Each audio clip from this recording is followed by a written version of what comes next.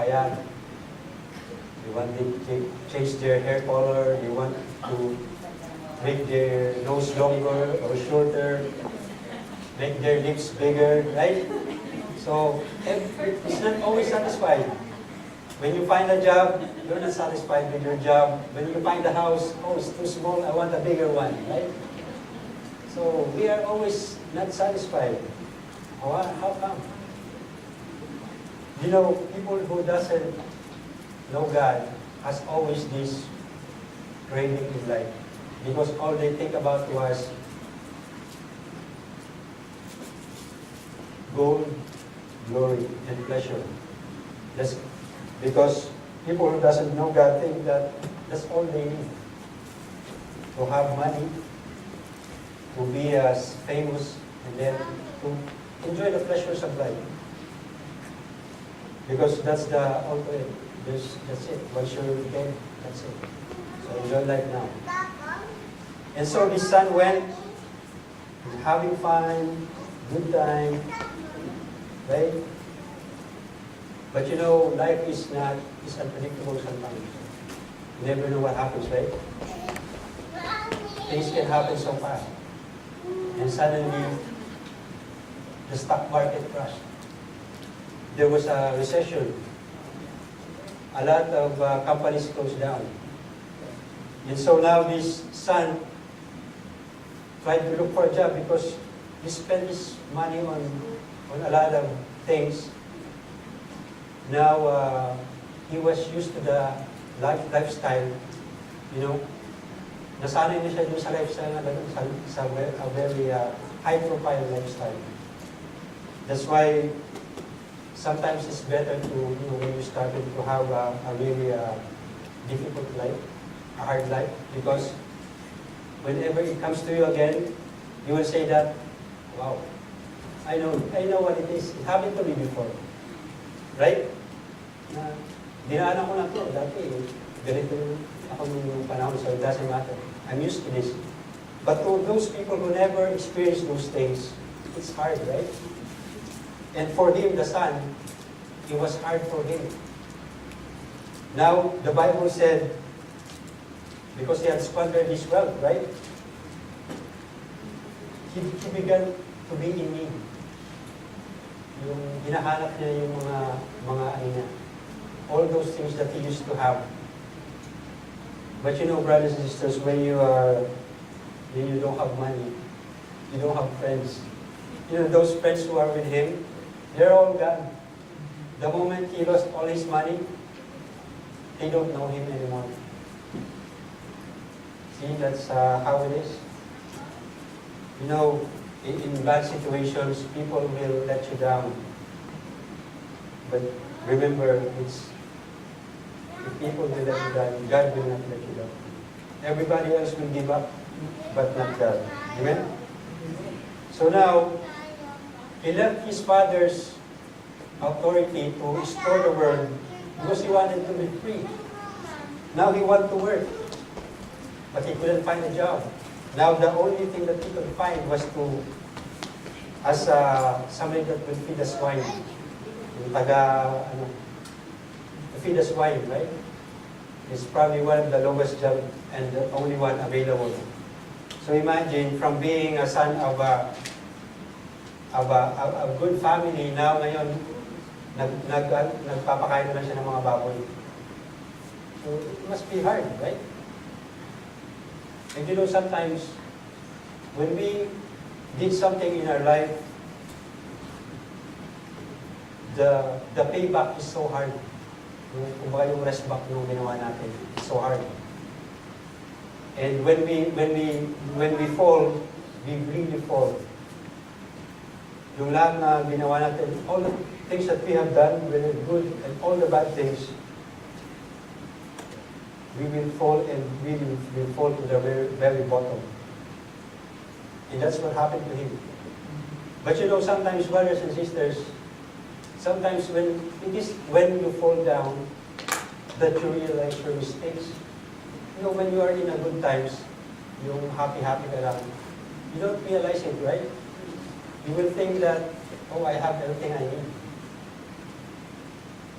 And that's even what happened in the Old Testament. That's why people, when they are in desperation, when they are in a difficult situation, they seek God, they cry for God.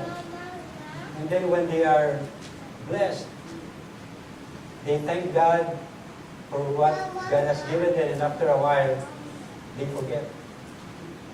That's why sometimes, minsan maganda rin na duman tayo sa hirap, di ba?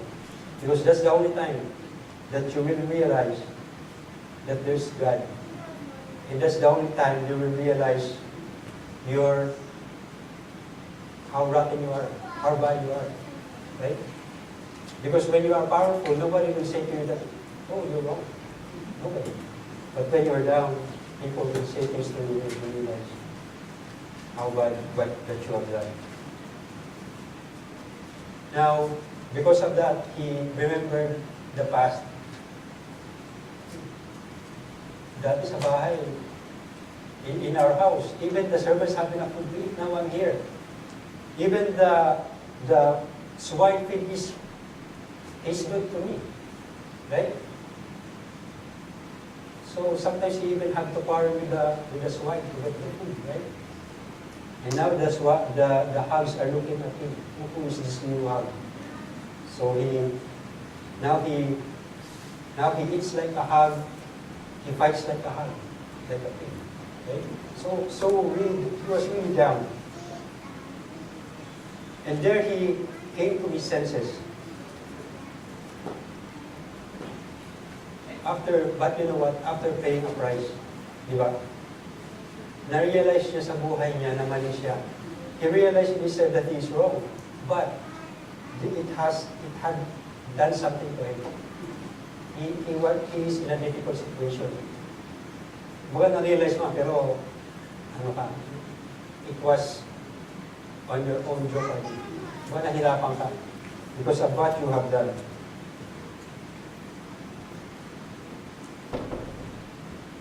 That's why, as the Bible said, the soul is more important than riches. Right?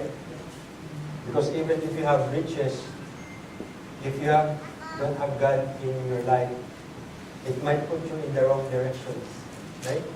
But if you are God with you, you will be on the right path, and the riches will just come along.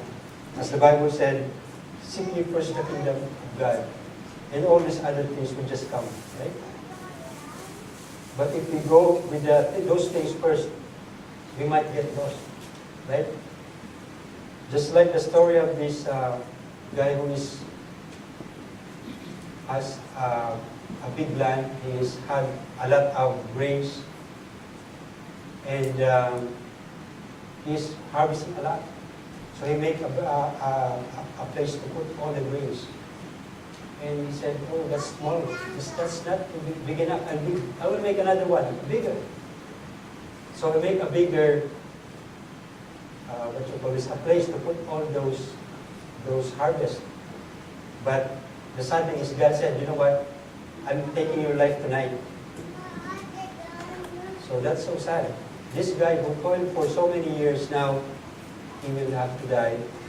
And all those things he had told will be enjoyed by somebody else. So sad, right? So that's why a reminder for us, let us all enjoy what we get, right? Don't just save it for later that you don't even enjoy yourself. That somebody else will enjoy what you toil instead of you.